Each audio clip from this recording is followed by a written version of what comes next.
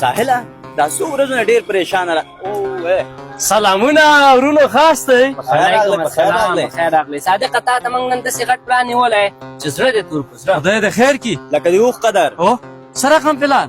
ګوره صادقه موږ چې ستا هره ویډیو ګورو که نه ته په هغه کې وې جار مو شم قربان مو شم خو نن نه ده نن دې ګورم داسې یو ویډیو به جوړې چې په اوله کې ووایې که نه قربان شم او په آخره کې ووایې که نه جار شم. ښه نو دا خبره ده. همدا خبره ده. نو بیا له اتو شیانو نه قربان شم.